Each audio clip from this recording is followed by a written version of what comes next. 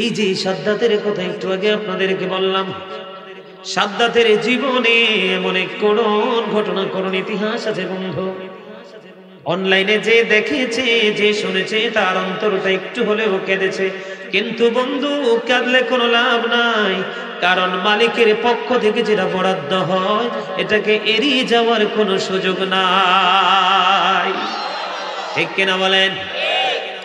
আমি আপনাদেরকে বোঝানোর জন্য সাদ্দাতের জীবনী থেকে ছোট্ট একটা এক্সাম্পল দিব বন্ধু। আল্লাহ রাব্বুল আলামিন একদিন জিবরাইল আলাইহিস সালামকে প্রশ্ন করলেন, রে আজরাইল, বলে দে না, তোমার জীবনে তুমি কত মানুষের জান কবজ করেছো, কত প্রাণীর জান তুমি কবজ করেছো, দেহ থেকে রূহ তুমি প্রস্থান বের করেছো। তোমার জীবনে এমন কোন ঘটনা আছে কি যে ঘটনা তোমাকে কাঁদিয়েছে? তার মানে হলো, এমন কোন ঘটনা আছে কি যে এমন কোন প্রাণীর জান কবজ করতে গিয়েছিলে, ও বন্ধু, সেদিন তোমার কষ্ট লেগেছে? আল্লাহু আকবার বলেন না? আরো জোরে বলেন আল্লাহু আকবার। বন্ধুরে আমার, আল্লাহকে খবর জানে কি জানে না? কথা বলে না কেন? এবার আজরাইল একটা ডাক দিয়ে বলল, মনিব, মনিব, ও মনিব, তোমার কাছে তো কোনো কিছু গোপন নাই, তুমি তো সব খবরই জানো গো মনিব। এবার আল্লাহ ডেকে ডেকে বলে, আজরাইল, আমি তোমার কাছ থেকে শুনতে চাই। এবার আজরাইল ডেকে ডেকে বলল, আল্লাহ, আমার জীবনে একটা ঘটনা আছে। কই ঘটনাটা কি? ঘটনাটা হলো, আমি একদিন এমন একটা উর্মি মুখর সমুদ্র আমি দেখতে পেলাম। সমুদ্রের উপর একটা তক্তা ছিল ভাসমান। এই তক্তার উপর একটা মহিলা অজানা গন্তব্যের দিকে ভেসে যাচ্ছে, অজানা গন্তব্যের দিকে তক্তার উপর দিয়ে ভেসে ভেসে চলে যাচ্ছে, অজানা গন্তব্যের দিকে। আল্লাহ গো, আপনি যখন আমাকে অর্ডার দিয়েছিলেন তার প্রাণ পাখি কবজ করার জন্য, আমি তখন তার কাছে গিয়ে দেখলাম যে অজানা গন্তব্যের দিকে তক্তাটা ভেসে ভেসে চলে যাচ্ছে। এই মহিলাটা একটা সন্তান প্রসব করেছে। ঠিক এই মুহূর্তে আপনি অর্ডার দিয়েছিলেন তার জান কবজ করার জন্য। ওগো মনিব, তখন আমি তার এই পরিস্থিতি, একদিকে তার প্রসব যন্ত্রণা, আর একদিকে আপনার অর্ডার আসলো তার জান কবজ করার জন্য গো। আমি তখন তার জান কবজ করতে গিয়ে আমার দুঃখ লেগেছিল। আল্লাহ তখন মুস্কি হেসেছে। জোরে জোরে বলেন না সুবহানাল্লাহ, জোরে বলেন না আল্লাহু আকবার। আল্লাহ রাব্বুল আলামিন হেসে দিয়েছে। তারপরে আল্লাহ রাব্বুল আলামিন বললেন, আজরাইল, তোমার জীবনে আর কোন ঘটনা এমন আসেনি? এবার আজরাইল ডেকে ডেকে বলে, মনিব, ওই যে সাদ্দাত নিজের হাতে জান্নাত বানাইলো, জান্নাত বানানোর পরে যেদিন তার জান্নাতে যে কদমটা দিবে, ঠিক ঘোড়ায় চড়ে টকবক টকবক করে জান্নাতের গেইটে যখন গেল, একটা পা তার ঘোড়ার একাবের উপরে, আরেকটা পা তার জান্নাতের গেইটের দিকে বাড়িয়ে দিবে। ঠিক এই মুহূর্তে তার জানটা তুমি কবজ করানো অর্ডার দিয়েছো গো আল্লাহ। সেদিন তার জান কবজ করতে গিয়ে আমার দুঃখ লেগেছিল। আবারও জোরে জোরে আল্লাহু আকবার। আল্লাহ রাব্বুল আলামিন বললেন, আজরাইল, তোমার কি দুঃখের খবর শেষ? কয় শেষ। এই দুইটা খবর আমার জন্য বড় দুঃখের ছিল। এবার আল্লাহ রাব্বুল আলামিন ডেকে ডেকে বলে, আজরাইল, এবার তুমি শোনো। খবরটা কি? খবর হলো, ওই যে তুমি প্রথম যে মহিলা তার জান কবজ করতে গিয়ে তোমার দুঃখ লেগেছিল, ওই যে ছোট্ট একটা বাচ্চা তুমি দেখেছিলে তক্তার উপরে প্রসব হয়েছে, এই ছোট্ট বাচ্চাটাই আজকের সাদ্দাত। জোরে জোরে বলেন আল্লাহু আকবার। আমি আল্লাহ নিজে দায়িত্ব নিয়ে সাদ্দাতকে সমুদ্র থেকে উঠাই আনলাম। উঠাই এনে বাঘিনীর কাছে তাকে দায়িত্ব দিলাম। বাঘের দুধ খেয়ে খেয়ে এত শক্তিশালী হলো, শতমূল্যকের বাদশাহী সে পেয়ে গেল। পাওয়ার পরে সে আমি আল্লাহকে পর্যন্ত স্বীকার করতে দেরি করে না। জোরে জোরে নাউজুবিল্লাহ।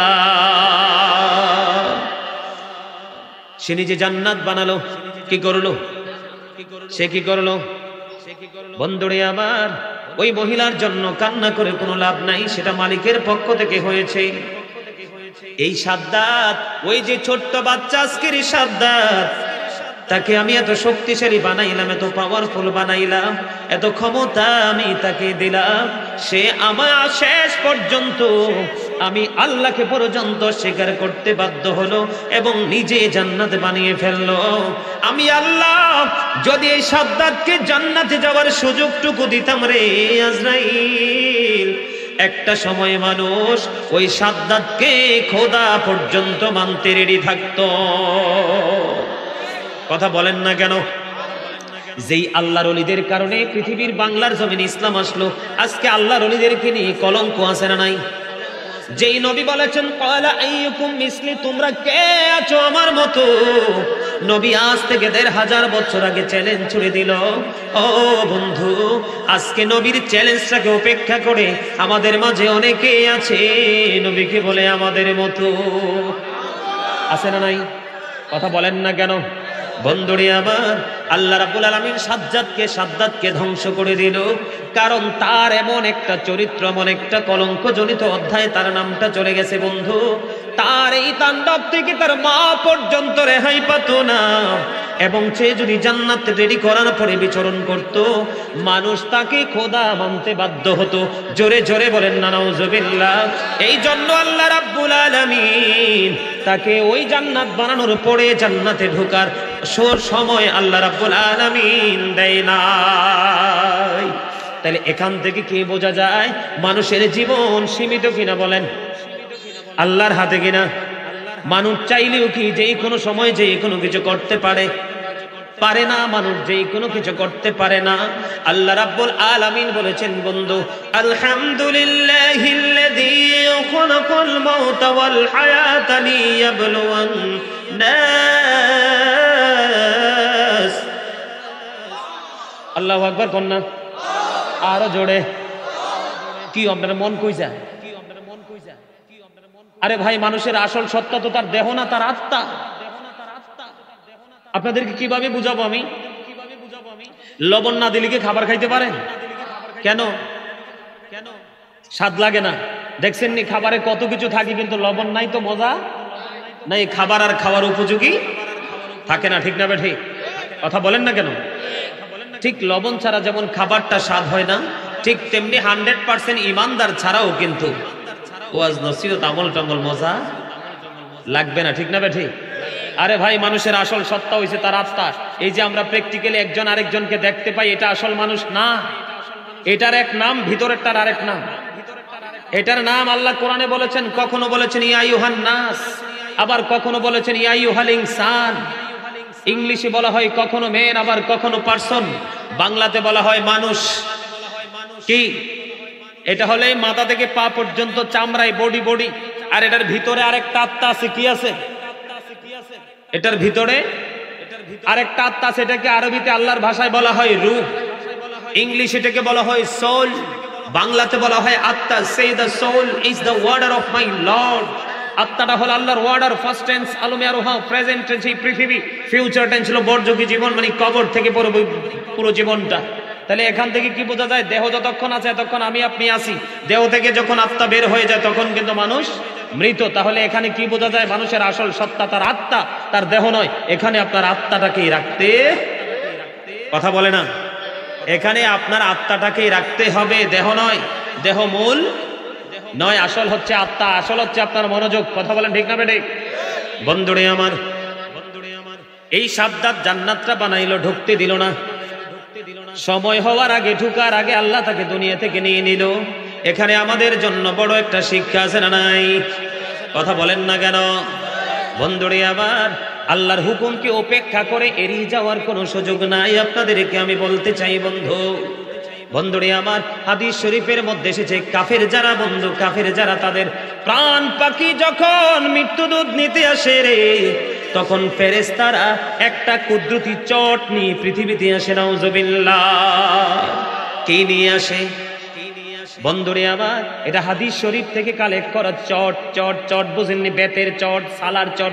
বড় বড় ভবন যখন তৈরি করে দেখবেন একবারে সালার চট দিয়ে পুরোটাকে ঢেকে ফেলে, যেন এখান থেকে কনস্ট্রাকশনের কোনো জিনিস যেন মানুষের মাথায় পড়ে মৃত্যুর মতো অঘটন না ঘটে। দেখছেন না? এইরকম হাদিস শরীফের মধ্যে এসেছে বন্ধু, চট নিয়ে আসে। বলে হুজুর কেন গো চট নিয়ে আসার কারণ কি গো? কারণ চট নিয়ে আসার কারণ হলো গোটা পৃথিবীর সকল প্রাণীগুলো মারার পরে যদি একটা জায়গায় রাখা হয়, একটা জায়গায় রাখার পরে সব প্রাণীগুলো পচার পরে যে দুর্গন্ধ বের হয়, এই দুর্গন্ধের চাইতেও ভয়ঙ্কর দুর্গন্ধ বের হয় একটা পাপী লোকের, একটা কাফের আত্মা যখন দেহ থেকে বের করা হয়। এই জন্য তার আত্মাটাকে বের করার সঙ্গে সঙ্গে ওই চট দিয়ে বন্ধু পেঁচানো হয় জোরে জোরে, নাউজুবিল্লাহ। আরো জোরে বলেন না নাউজুবিল্লাহ।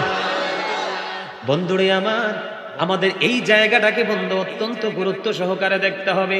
আমার নবী বলেছে অনেক জ্ঞানী মানুষের জ্ঞান পর্যন্ত মৃত্যুর সময় বন্ধু অচল হয়ে যায়। কি হয়ে যায়? কথা বলেন না কেন? আল্লাহ রাব্বুল আলামিন এই যে বলেছে, আল্লাযী খালাকাল মাউতা ওয়াল হায়াতা লিয়াবলুওয়ান নাস, জীবন এবং মৃত্যু সৃষ্টি করেছেন আমার আল্লাহ মানুষকে পরীক্ষা করার জন্য। রে মানুষ, এ পেরুল উত্তর পাড়ার, পেরুল মধ্য পাড়ার মানুষ রে, আমার ভাই বাবারা, আমার মা বোনেরা, কেমন করে বুঝাবো বন্ধু? আমার নবী একবারে চমৎকার ভাবে হাদিস শরীফের মাধ্যমে একটা বিষয় একবার এনশিওর করে দিয়েছেন। আমার নবী বলে দিয়েছেন, তোমরা যখন কথা বলবে সত্য কথা বলো, আমি নবী তোমার জান্নাতের জামিন হয়ে যাব। তোমরা যখন রাস্তাঘাটে চলাফেরা করবা গো, তখন চক্ষুটাকে তোমরা নিম্নগামী করে রাখো, নিচের দিকে করে রেখো, চতুর্দিকে চগর বগর কোনো দিকে তাকাইও না, তাহলে আমি নবী তোমার জান্নাতের জামিন হয়ে যাব। আমার নবী বলেছে, তুমি তোমার লজ্জাস্থানকে কন্ট্রোল করো। কি করো? কথা বলে না? তুমি তোমার লজ্জাস্থানের দায়িত্ব নিয়ে নাও, আমি নবী তোমার জান্নাতের দায়িত্ব নিয়ে নিব। আমার নবী বলেছে, তোমার কাছে যখন কেউ আমানত রাখবে রে, তুমি আমানত টাইম মতো চাও মাত্র, তাকে আবার তুমি রিটার্ন করে দাও, আমি নবী তোমার জান্নাতের দায়িত্ব নিয়ে নেব। আমার নবী বলেছে, তুমি যদি কাউকে কথা দাও, তাহলে কথাটা যথাযথভাবে তুমি পূরণ করো, কথা দিয়ে তুমি কথা রাখো, আমি নবী তোমার জান্নাতের দায়িত্ব নিয়ে নিব। আরো জোরে বলেন না সুবহানাল্লাহ। এই পৃথিবীটা বন্ধু একটা কষ্টের জায়গা, যন্ত্রণার জায়গা, পরীক্ষার জায়গা। এখানে আমরা পরীক্ষা দেওয়ার জন্য এসেছি বন্ধু। মৃত্যুকে যদি আপনি নিয়ামত হিসাবে পেতে চান, তাহলে হক্কানি আলেমদের সাথে প্রেম করতে হবে। কারণ আল্লাহ বলেছেন, join with my dear people, come to my paradise. আল্লাহ বলেছেন, ফাদখুলি ফি ইবাদি ওয়াদখুলি জান্নাতে, আমার প্রিয় লোকেদের সাথে যুক্ত হও, আমার জান্নাতে চলে আসো। জোরে জোরে সুবহানাল্লাহ। মৃত্যু যদি নিয়ামত হিসাবে পেতে চাও, আল্লাহ রাব্বুল আলামিন আমাদেরকে যে নিয়ামত দিয়েছে সেই নিয়ামতের হিসাব কিন্তু নেবে। সুম্মা লাতুসআলুন্না ইয়াওমাইযিন আনিন নাঈম। জোরে বলেন আল্লাহু আকবার। জীবনের সময়গুলো বন্ধু কোন কোন কাজে ব্যয় করেছো জবাব দিতে হবে। ও বন্ধু, যৌবন কালটা কোন কাজে ব্যয় করেছো জবাবটা তোমাকে দিতে হবে। বন্ধুরে আমার, কোন পথ উপার্জন করেছো সেই জবাব দিতে হবে, কোন পথে ব্যয় করেছো সেই জবাব দিতে হবে। দিন সম্পর্কে কতটুকু এলেম আমল করেছো সেই জবাব আল্লাহর দরবারে দিতে হবে, এড়িয়ে যাওয়ার কোনো সুযোগ নাই। বন্ধুরে আমার, মৃত্যুর সবচেয়ে কম যন্ত্রণা হলো 1000 তলোয়ার মারার আঘাতের সমান। কথা বলে না কেন? মৃত্যুর সবচেয়ে কম যন্ত্রণা হলো 1000 তলোয়ার মারার আঘাতের সমান। একটা মানুষকে যদি তলোয়ার দিয়ে আঘাত করে 1000টা আঘাত করলে সইতে পারবে যন্ত্রণা? বন্ধু, সেই মরণের চিন্তা যার আছে রে, সে কোনোদিনও নোংরা কাজে লিপ্ত হতে পারে না। ঠিক কিনা বলেন? আর জোরে বলেন, মৃত্যু আমাদের জীবনে আসবে কি আসবে না, নাকি এড়িয়ে যেতে পারবো? মৃত্যু আমাদেরকে বন্ধ ঘেরাও করে রেখেছে। আল্লাহ অর্ডার করতে দেরি আমাদের প্রাণ পাকে বের করে নিতে দেরি করবে না। আমি আপনাদেরকে আরো একটু যদি ছোট্ট করে বলে, বন্ধু, মূসা কালিমুল্লাহ যখন পৃথিবী ছেড়ে চলে গেলেন, মূসা কালিমুল্লাহর যখন দেহ থেকে প্রাণ পাখিটা আলাদা হয়ে গেল, তখন প্রশ্ন করা হলো, আপনি মৃত্যুটাকে কেমন পেয়েছেন? মূসা কালিমুল্লাহ উত্তর দিয়েছে, রে পেরুল মধ্যপাড়ার মানুষ রে, হৃদয় জানালা খুলে তোমরা সবাই শোনো বন্ধু। যে মূসা সম্পর্কে আল্লাহ বলেছেন মূসা কালিমুল্লাহ, মূসা স্পোক টু আল্লাহ, মূসা আল্লাহর সাথে কথা বলেছেন। 1,24,000 মতান্তরে 2 লক্ষ, মতান্তরে 3,24,000 নবী রাসূলের মধ্যে বন্ধু 8 জন নবীকে আল্লাহ স্বর্গীয় উপাধি দিয়েছেন। এর মধ্যে একজন হলো মূসা কালিমুল্লাহ। মূসা কালিমুল্লাহ বন্ধু, ওনাকে যখন প্রশ্ন করা হলো, উনি উত্তর দিয়েছিল যে আমি আমার মৃত্যুটাকে এমন মনে হয়েছিল, এমন ভাবে পেয়েছিলাম, জীবিত একটা চড়ুই পাখিকে, জিন্দা একটা চড়ুই পাখিকে উত্তপ্ত তেলের কড়াইয়ের মধ্যে ছেড়ে দিলে চড়ুই পাখিটার যেই অবস্থা হয়, আমি মূসার কাছে আমার মরণটা তেমনই মনে হয়েছিল। জোরে জোরে বলুন না আল্লাহু আকবার। আমি এক্সাম্পল যদি দেই, ছোট্ট করে বলি, সকালে এবং সন্ধ্যা এই 2 টাইম আমাদের আশেপাশে বাংলার আনাচে কানাচে দোকান আছে না নাই? নাস্তার পাগল মানুষ আছে না নাই? বন্ধু দেখবেন তেল ভর্তি করাই থাকে, একবারে টকবক করে উতরায়, এটার মধ্যে সিঙ্গারা বলেন, পুরি বলেন, আর পেঁয়াজও বলেন, ছাড়তে দেরি রে, কিছুক্ষণের মধ্যে মুচমুচে ভাজা হয় কি হয় না? এবার মূসা ডেকে ডেকে বলে, আমি আমার মরণটাকে এমন পেয়েছি, ওই একটা জিন্দা চড়ুই পাখিকে ধরে উত্তপ্ত তেলের কড়াইয়ের মধ্যে ছেড়ে দিলে, তেলের মধ্যে ছেড়ে দিলে চড়ুই পাখিটার যেমন হয় রে, মরতেও পারে না যে বন্ধু শান্তি পাবে, এবং উড়তেও পারে না যে এখান থেকে রেহাই পাবে। জীবিত চড়ুই পাখিকে ছেড়ে দিলে জিন্দা অবস্থায় চড়ুই পাখি ভাজা হবে কি হবে না? যেমন হয় রে, আমি মূসার কাছে মরণটা তেমনই মনে হয়েছে। জোরে জোরে বলুন না আল্লাহু আকবার, আরো জোরে বলেন না আল্লাহু আকবার। ইদ্রিস আলাইহিস সালামের নাম শুনেছেন কিনা? বন্ধুরে আমার, আপনাদেরকে মৃত্যু সম্পর্কে একটু বোঝানোর জন্য বলছি, কারণ মানুষ পৃথিবীর লোভে এমন পাথর হয়েছে যে কোনো মুহূর্তে তার মরণ হতে পারে, সেটার কথা মনেই নাই। শুধুমাত্র বিবি বাল বাচ্চার ভবিষ্যতের জন্য পাগল পারা, সকাল টু সন্ধ্যা, রাত দিন 24 ঘন্টা শুধু ইনকাম নিয়ে ব্যস্ত আছে। এখানে আমার সামনে কোরআন শরীফ, কোরআন শরীফের 19 পারা সূরা শুআরার 88 নম্বর আয়াতে আল্লাহ বলেছেন, ইয়াউমা লা ইয়ানফাউ মালু ওয়ালা বানুন। আল্লাহ স্পষ্ট করে বলে দিয়েছে, বন্ধু, ধন সম্পদ সন্তান সন্ততি কোনো কাজে আসবে না রে। কার জন্য পাগল? 2টা চোখ খাটার পরে সন্তানেরা বাবা মার সম্পত্তি নিয়ে পাগল হয়ে যায়। বন্ধু, ইদ্রিস আলাইহিস সালাম এমন একজন নবী ছিলেন, তিনি কন্টিনিউ রোজা রাখতেন। ওনার ইফতারগুলো জান্নাত থেকে আসতো। জোরে জোরে সুবহানাল্লাহ। ইফতারগুলো কোত্থেকে আসতো? জান্নাত থেকে আসতো ইফতারগুলো। খাবারের পরে কিছু থাকে না, সব তো আর খাওয়া সম্ভব হয় না, ঠিক কিনা বলেন? কিন্তু বন্ধু, যখন এই যা কিছু অবশিষ্ট থাকতো তা আবার রিটার্ন চলে যেত বন্ধু। এমন পাওয়ার, এমন মর্যাদা হযরত ইদ্রিস আলাইহিস সালামের ছিল বন্ধু। একদিন আজরাইল আসলেন ওনার সাথে দেখা করার জন্য। লম্বা ঘটনা ছোট্ট করে বলছি। আজরাইল যখন আসলো, আজরাইল আসার পরে বন্ধু ওনার সাথে দেখা হলো, কথোপকথন হলো, ওনার সাথে আলাপ হলো, ওনার সাথে প্রেম করবে কি করবে, মানে সম্পর্ক করবে, একটা ভালো সম্পর্ক করবে। এবার ইদ্রিস আলাইহিস সালাম জানতে চাইলেন, আপনি কে? আমি মূল জায়গাটা বলছি। কয়, আমি হলাম আজরাইল। কয়, আজরাইল তো আসে মানুষের মরণের সময় হলে, সৃষ্টির পৃথিবী থেকে চলে যাওয়ার সময় হলে।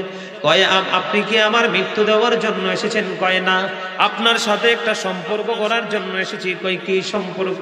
কয়, সম্পর্ক করতে হলে শর্ত আছে রে। কয়, শর্ত কি? প্রথমত হলো আমাকে মরণ দিতে হবে, দ্বিতীয়ত হলো আবার পুনরায় জিন্দা করতে হবে, আমাকে জান্নাত দেখাতে হবে, জাহান্নাম দেখাতে হবে। জোরে জোরে বলেন না সুবহানাল্লাহ, আরো জোরে বলেন না সুবহানাল্লাহ। আজরাইল আলাইহিস সালাম বন্ধু আল্লাহ রাব্বুল আলামিনের সাথে কথা বললেন, আল্লাহ রাব্বুল আলামিন অনুমতি দিয়ে দিলেন। এবার ইদ্রিস আলাইহিস সালামকে বন্ধু মৃত্যু দেওয়া হলো। কয় মৃত্যুর স্বাদ আপনি কেন নিতে চান?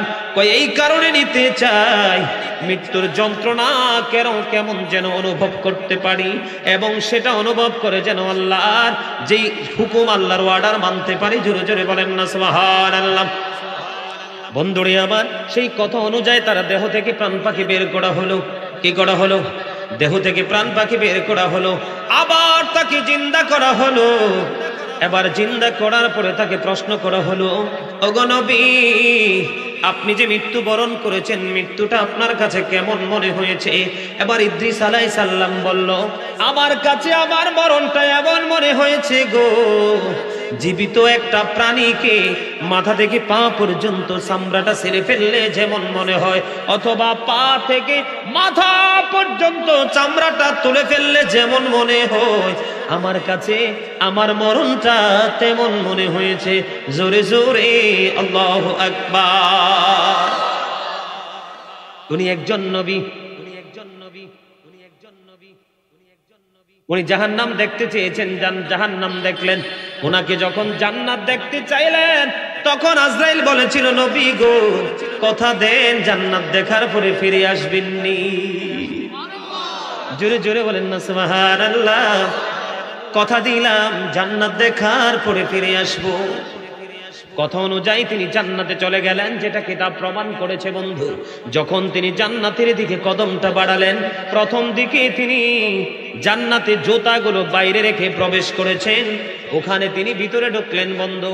ভিতরে ঢোকার পরে জান্নাতের এই মনোরম পরিবেশ দেখার পরে উনি ওখান থেকে বাইরে এসে আবার জুতাগুলো নিয়ে জান্নাতে চলে যায়। আজরাইল বললেন, নবী গো, বের হয়ে আসুন, আপনাকে দুনিয়ায় দিয়ে আমি আমার অন্য কাজে নিয়োজিত হব। তখন আল্লাহ ডেকে ডেকে বলল, আজরাইল, আমার নবীকে ডিস্টার্ব করো না। আর ইদ্রিস আলাইহিস সালাম ডেকে ডেকে বলে, রে আজরাইল, একটা মানুষের একবার তো মরণ হয়, দুইবার না। আমি ইদ্রিসের একবার মরণ হয়েছে। জান্নাতে যাওয়ার আগে মানুষ জাহান্নাম দেখবে, আমি তো জাহান্নাম দেখেছি, আমি জান্নাত থেকে আর বাইরে আসবো না। ইদ্রিস আলাইহিস সালামের কপালে তকদির এটাই ছিল বন্ধু, এমন প্রেমময় ছিল যার চতুর্পাশ। তারপরেও যদি ওনার বক্তব্য হয় রে, যে আমার মরণটা এমন হয়েছিল, আমার কাছে আমার মৃত্যুটাকে এমন মনে হয়েছে, জীবিত মানুষের চামড়া চলে ফেললে, জীবিত প্রাণীর চামড়া চলে ফেললে ওই প্রাণীর কাছে যেমন কষ্টকর মনে হয়, তেমন যদি হয় নবীর বক্তব্য, আপনার আমার উপায় আসেনি।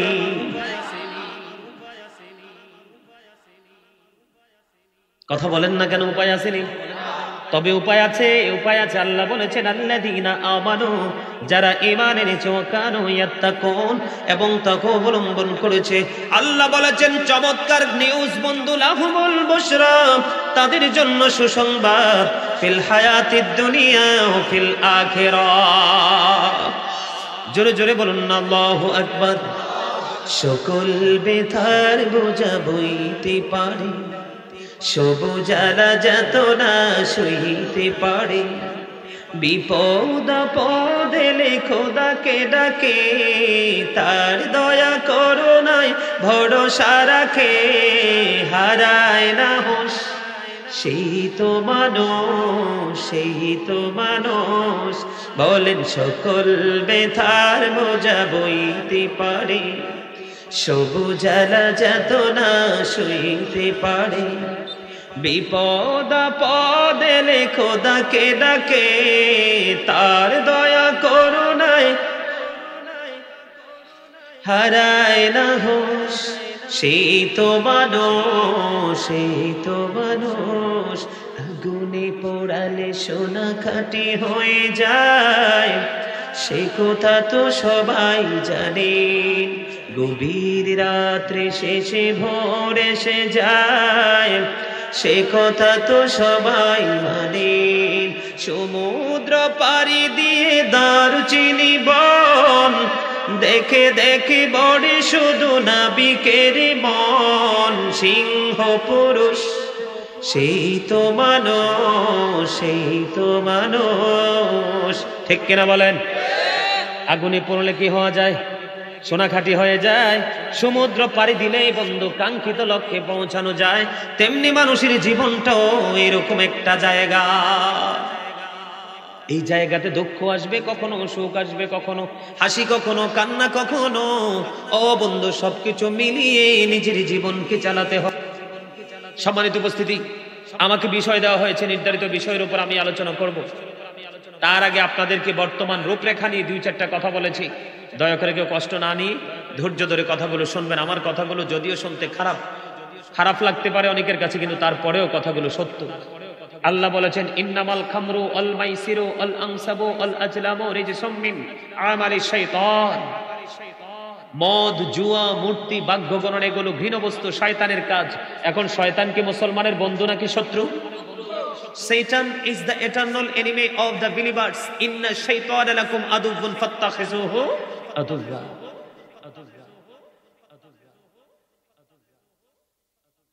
আমাদের মিলাদ মাহফিল, মসজিদ, মাদ্রাসা ভালো লাগে না, কারণ শয়তান চায় না আল্লাহর বান্দা আল্লাহওয়ালা হয়ে তা কবরে যাক।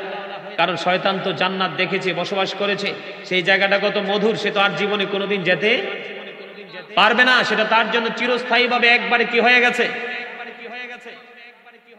এজন্য শয়তান চায় না বান্দা ভালো কাজ করুক। কিন্তু বান্দা তো এতটাই বোকা হয়েছে, পৃথিবীর লোভে, পৃথিবীর প্রেমে, পৃথিবীর রং তামাশায়। আল্লাহ সূরা আলে ইমরানের 185 নম্বর আয়াতের শেষ অংশে বলেছেন, ওমাল হায়াতুদ দুনিয়া ইল্লা মাতাউল গুরুর। এই দুনিয়ার জীবনটা একটা ধোঁকা ছাড়া কিছুই। কথা কয় না কেন? আরে ভাই, কথা না বললে তো আপনি যত বড়ই হন না কেন, এখন আপনি মাহফিলে আসছেন শ্রোতা, কথা বলতে হবে, আর নাইলে আপনি কৃপণ। আল্লাহ কৃপণকে দেখতে পারে না, পছন্দ করে না। আর যদি বলে না হুজুর আমি তো কৃপণ না, তাহলে আপনি কি? আমি বলবো আপনি প্রাউড ফিল করেন, অহংকার করেন। আল্লাহ অহংকারীকে আরো বেশি দেখতে পারে না, কারণ অহংকার আল্লাহরই মানায়। অহংকার আল্লাহর কুদরতি গায়ের চাদর, এই চাদর ধরে যে টান দিবে তার জন্য বরাদ্দ কি? জাহান্নাম। কথা বলতে হবে। আপনার এই মুখ কিন্তু কুরমা ফলাও খাওয়ার জন্য নয়, বন্ধুর সাথে, বান্ধবীর সাথে মোবাইলে সময় অসময় কি রোমান্টিক আলাপ আলোচনার জন্য নয়, চা দোকানে বসে বসে মানুষের বদনাম করার জন্য নয়, বাজারে গিয়ে, সহমূলতে গিয়ে, কোলাহল পরিবেশে গিয়ে অপ্রাসঙ্গিক, অগ্রহণযোগ্য কথা বলার জন্য নয়। এই জবান আল্লাহ দিয়েছেন। আল্লাহ বলেছেন, ফাযকুরুনি আযকুরুকুম। আল্লাহ বলেছেন, remember me then I will remember you. তোমরা আমাকে স্মরণ করো, আমি তোমাদেরকে স্মরণ করব। ওয়াশকুরুনি ওয়ালা তাকফুরুন। আল্লাহ বলেছেন, তোমরা আমার প্রতি কৃতজ্ঞ হও, অকৃতজ্ঞ হয়ো না। বলেছে কে? আরে ভাই, আল্লাহ শব্দটা বলতে পারেন না? পদ্মা মেঘনা যমুনার তীরে কত ঢেউ চলে যায়, আসে না তো ফিরে। বলেন, পদ্মা মেঘনা যমুনার তীরে কত ঢেউ চলে যায়, আসে না তো ফিরে। আমিও চলে যাব এমনি করে, আসবো না কভু ফিরে। বলেন, পদ্মা মেঘনা যমুনার তীরে কত ঢেউ চলে যায়, আসে না তো ফিরে।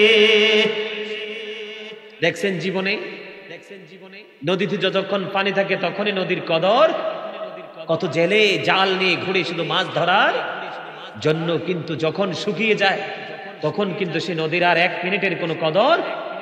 কোন জেলে সে কেমন আছে সেটাও দেখার জন্য যায়, কারণ স্বার্থের পৃথিবীতে পাশে কেউ থাকে না জীবন, ভালো কেউ ভাসে না কোনোদিন, ফুরিয়ে গেলে শেষ প্রয়োজন। ঠিক আপনি আমিও তেমন হয়ে যাব। যেদিন দেহ থেকে পাখিটা আউট হয়ে যাবে সেদিন কিন্তু আই এম এ ডেড, আমি মৃত। ইউ আর ডেড, আপনারাও মৃত। অস্বীকার করার কোনো সুযোগ আছে? মরতে হবে না। ফার্স্ট টেন্স আলমে আরোহা, প্রেজেন্ট টেন্স পৃথিবী, ফিউচার টেন্স কবর থেকে বর্জকি জীবন পুরোটা। এর মধ্যে পার্থক্য কি? এদিকে তাকান। রুহের জগতে দেহ, আত্মাটাই ছিল। দেহ বাবা মায়ের মাঝে, ঠিক না বে ঠিক? বাবা মায়ের মাঝে দেহ মিলন হয়ে দেহ হয়ে গেল, মায়ের ওদরে রুহু চলে আসলো, অটোমেটিক্যালি ট্রান্সফার হয়ে গেল, চলে আসলো কোথায়? বডিতে।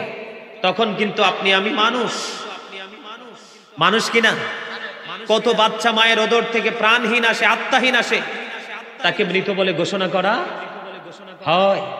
আর আমরা আত্মা নিয়ে এসেছি, আমার আপনার নামকরণ করা হয়েছে আলাদা আলাদা। আবার যখন সময় হবে দেহ থেকে পাখি চলে যাবে, তখন কিন্তু নামের আগে একটা শব্দ যুক্ত করা হবে, মরহুম। কথা বলেন, মরহুম শব্দ যুক্ত হবে কি হবে না? আরে ভাই, বিবেকবান মানুষ যারা, জ্ঞানী মানুষ যারা, যখন একটা মৃত্যুর সংবাদ শোনে তখনই তো সে টেনশন করে, অমুক তো একটু আগেও তার নামের আগে শব্দটা যুক্ত ছিল, কিন্তু এখন তো তার সাথে একটা শব্দ যুক্ত হয়ে গেল, মরহুম। সেটা আমার জীবনেও যেই কোনো মুহূর্তে আসতেই পারে। পারে কি পারে না? কথা বলেন, পারে কি পারে না?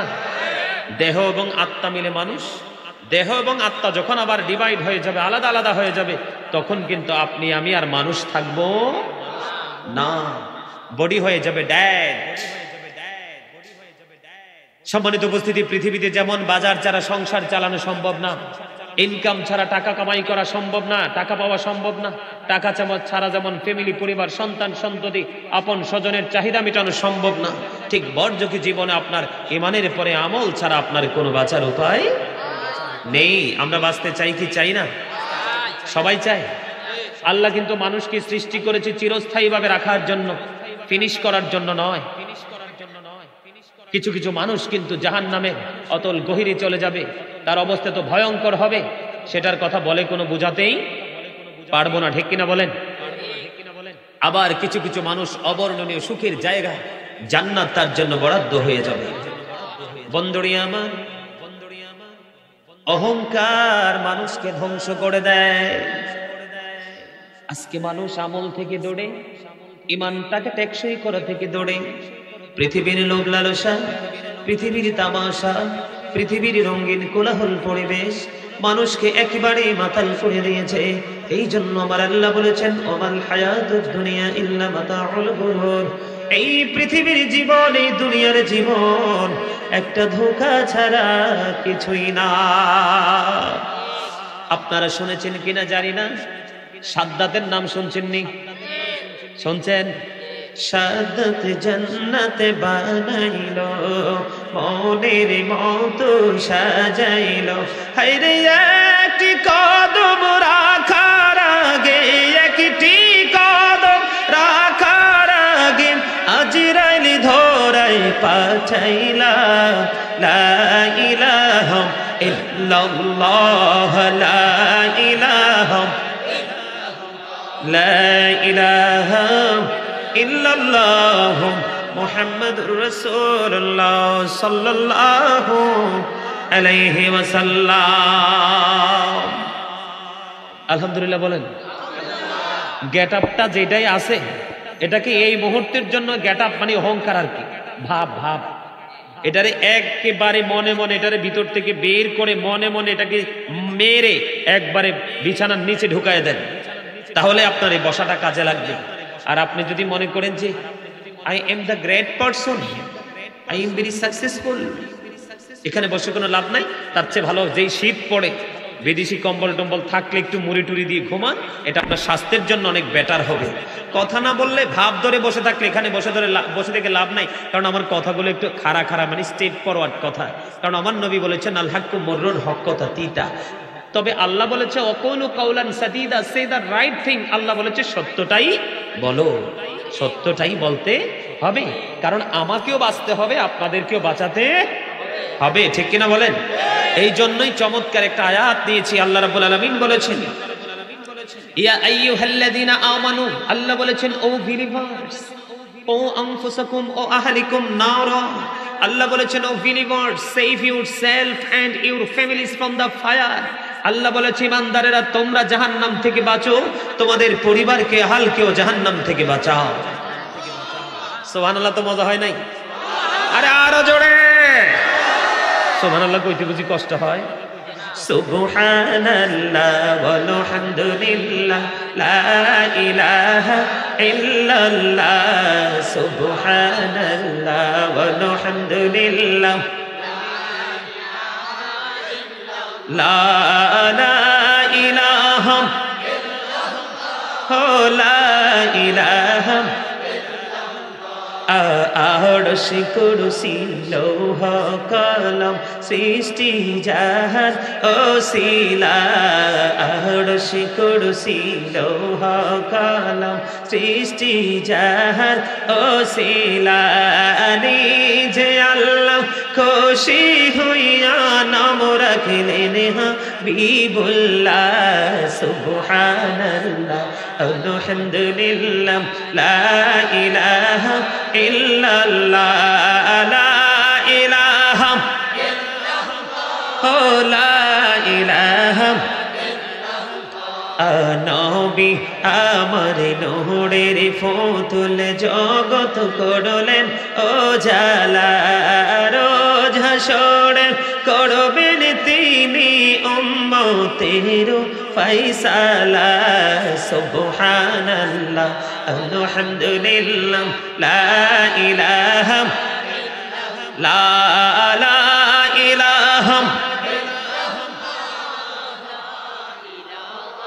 ইল্লাল্লাহ শাহাদাতের বাণী ঠোঁটে আসিলেন কামলিওয়ালা মক্কাতে ফুটিল রবি নূরে মিন্ন রে আলা সুবহানাল্লাহ আলহামদুলিল্লাহ লা ইলাহা ইল্লাল্লাহ মুহাম্মাদুর রাসূলুল্লাহ সাল্লাল্লাহু আলাইহি ওয়াসাল্লাম। আলহামদুলিল্লাহ বলেন আর জোরে। হাদিস শরীফের মধ্যে এসেছে আমার নবী বলেছেন তোমরা যখন জান্নাতের বাগান দিয়ে আসা যাওয়া করো তখন তোমরা সেখান থেকে ফল খেয়ে নিও। ইয়া রাসূলুল্লাহ ফলটা কি? এই যে জিকিরটা করলাম এটাই হলো জান্নাতি ফল। জোরে জোরে সুবহানাল্লাহ। আরে আর জোরে। শয়তান আপনার বন্ধু না শত্রু? বলছে কে? আল্লাহ। তো শত্রু কাছে থাকুক এটা কি কেউ চায়? কথা বলেন চাই আমরা? আরে ভাই আমরা শত্রুর ছায়াও তো পাড়া দিব না। যদি শুনি যে আমার শত্রু ওই জায়গায় পাড়া রাখছে, এই জায়গায় আমার জীবন থাকতে আমি পা দিব নাই। অল্প একটু শত্রুর জন্য এত কঠোর, যেটা চিরস্থায়ী শত্রু, যেটা আমাদের একবারে ধ্বংস করে দিতে পারে, এই শত্রু কাছে থাকুক যে সাইছে কি বোকা না? তার মানে শয়তান আপনার জিকিরের আওয়াজ, জিকিরের ধ্বনি যত বড় হবে শয়তান তত দূরে যাবে, আর দুশ্মন যত দূরে থাকবে আপনি আমি ততটাই নিরাপদ। কথা বলে না? নিরাপদে থাকার দরকার আছে না নাই? বন্ধুরে আমার বলতে চেয়েছিলাম আপনাদেরকে, আমি আমার আলোচনায় ঢুকতে চাই। ধীরে ধীরে আমি আমার আলোচনায় বন্ধু প্রবেশ করব, আর বাহির হব না। বন্ধুরে আমার ভেঙে পড়া যাবে না। আপনারা জানেন আরেকজন নবী আমরা জানি, যেটা আমাদের নবীর পূর্বে পৃথিবীতে ছিলেন, যিনি বলেছেন আমার চলে যাওয়া তোমাদের জন্য মঙ্গল, কারণ আমি চলে যাওয়ার পরে এমন একজন নবী পৃথিবীতে আসবে রে, যার নাম আল্লাহ রেখেছেন হাবিবুল্লাহ। যেই নবীর জুতার পিতা খোলার যোগ্যতা আমি ঈসা নবীর নাই। জোরে জোরে বলেন না সুবহানাল্লাহ। আমাদের নবী বন্ধু ঈসা নবী কিন্তু মৃত্যু ব্যক্তিকে জীবিত করতে পারত। চাইতে দেরি আসমানি খাবার ওনার জামানায় ওনার কাছে চলে এসেছে, আল্লাহ পাঠিয়ে দিয়েছে এমন একজন মর্যাদাপূর্ণ নবী যাকে বলেছেন রুহুল্লাহ।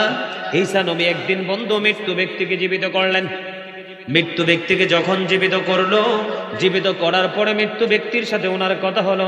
উনি প্রশ্ন করেছিলেন আপনি যে মৃত্যুবরণ করেছেন, মৃত্যুর বয়স কত বছর হলো?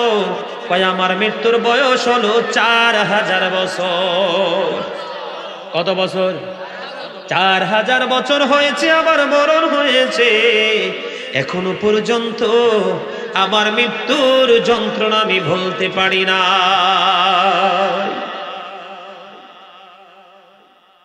সেই মৃত্যু আমাদের জন্য অপেক্ষা করছে কি করছে না? কথা বলেন না কেন? আমাদের সবাইকে মনে রাখতে হবে কুল্লু নাফসিন যায়িকাতুল মাউত, অল মেন উইল ডাই। অস্বীকার করার কোনো সুযোগ? আমার নবীর প্রাণ পাখি নেওয়ার জন্য যখন আজরাইল আসলো, আজরাইল যখন আমার নবীর বুক মুবারকের উপরে হাত রাখলো রে, আমার নবী প্রশ্ন করলো আজরাইল কি রাখছো? কয় আমার নবী গো একটা আঙ্গুল রাখলাম। এবার আমার নবী ডেকে ডেকে বলে আজরাইল তোমার একটা হাতের আঙ্গুল আমার বুকের উপর রেখেছো। আমি নবীর কাছে এতটা কষ্টকর মনে হয়, আমার কাছে মনে হয় আসমান জমিন সব যদি আমি নবীর বুকের উপর তুলে দেওয়া হতো, আমি নবী এতটা কষ্ট অনুভব করতাম না। তোমার আঙ্গুলের চাপ আমার কাছে এতটা কষ্টকর মনে হয়। রে আজরাইল, আমার গুনাহগার উম্মতের মৃত্যুর কষ্ট সহ আমাকে দিয়ে দাও। এখানে আমি বুঝাইতে চাই বন্ধু, দেহ থেকে প্রাণ পাখি বের করার সিস্টেম আছে। কাফেরের জন্য এক ধরনের, মুনাফিকের অবস্থা হবে একরকম, ইমানদারের অবস্থা হবে একরকম। কিন্তু আমি আপনাদেরকে যে প্রক্রিয়াটা সেটা তো করতে হবে। কথা বলেন না কেন? প্রক্রিয়া করতে হবে কিনা?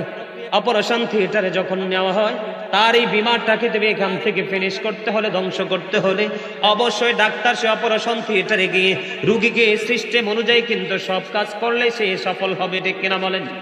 বন্ধুরে আমার, সেই মৃত্যু আমাদের জন্য চতুর্দিক দিয়ে ঘেরাও করে রেখেছেন। এই মৃত্যুর চিন্তা কিন্তু এখন আমরা করি না। আমরা মনে করি আমরা অমর হয়ে পৃথিবীর বুকে এসেছি, ঠিক কিনা? কিন্তু এটা মনে করা একবারে বোকার কাজ, বোকা মানুষের কর্ম বন্ধু। এটা কখনোই আমরা মনে করা বুদ্ধিমানের কাজ হবে না। আমাদের মনে রাখতে হবে যে কোনো মুহূর্তে মরণ হতে পারে, আমি মৃত্যুর জন্য প্রস্তুত থাকব, ঠিক কিনা বলেন? আপনারা যারা এদিকে আছেন ভিতরে চলে আসেন, এদিকে জায়গা আছে, আসেন এদিক দিয়ে ভিতরে এসে বসেন, ভিতরে চলে আসেন, আসেন আসেন। আলোচনা যেহেতু শুনতে আসছেন, ভিতরে চমৎকার জায়গা, এদিকে চলে আসেন, পিছনে জায়গা আছে। দাঁড়ায় থাকা তো কতক্ষণ দাঁড়ায় থাকবেন? চলে আসেন এদিক দিয়ে ভিতরে চলে যান। ইয়া রাসূলুল্লাহ ইয়া হাবিবাল্লাহ ইয়া রাসূলুল্লাহ, লা নবী গো তোমার ভালোবাসায় পা পৌঁছে যায়। ইয়া নবী ইয়া নবী ইয়া নবী ইয়া নবী ইয়া নবী ইয়া নবী, নবী গো তোমার ভালোবাসায় আল্লাহর বন্ধু হওয়া যায়। ইয়া নবী ইয়া নবী ইয়া নবী ইয়া নবী ইয়া নবী ইয়া নবী। আলহামদুলিল্লাহ বলেন। এখন সে মৃত্যুর চিন্তা আমাদের করা দরকার আছে না নাই? মৃত্যুবরণ করব কি করব না? সম্মানিত উপস্থিতি, আমি আপনাদেরকে আবার আরো কিছু কথা বলবো। কথা বলার পরে তারপর আমরা আজকের মাহফিল সমাপ্ত করব। শুনবেন? বর্তমানে বাংলাদেশে একটা জিনিস মানে এত বেশি বৃদ্ধি পেয়েছে, সেই বিষয়টা হলো স্বামী স্ত্রীর যে কলহ। আপনাদের এলাকায় আছে না নাই জানি না। মানে আমাদের তো আসলে অনলাইন পরিচিতি বেশি। মানুষ বিভিন্ন দেশ থেকে, বিভিন্ন জেলা থেকে এই সমস্যার সমাধান কি, সেই সমস্যার সমাধানের জন্য তারা বক্তব্য শুনতে চায়। এই সমস্যার সমাধান কিন্তু কোরআন হাদিসে যথেষ্টই আছে, কিন্তু সেই কোরআন হাদিসের আলোকে যেই জীবন আমাদের গঠন করার কথা, সেই জীবন তো আমরা গঠন করতে পারি নাই। যদি আমরা কোরআন হাদিসের আলোকে যদি জীবন গঠন করতে পারতাম, তাহলে কিন্তু আমাদের জীবনটা ধন্য হয়ে যেত, ঠিক কিনা বলেন? সম্মানিত উপস্থিতি,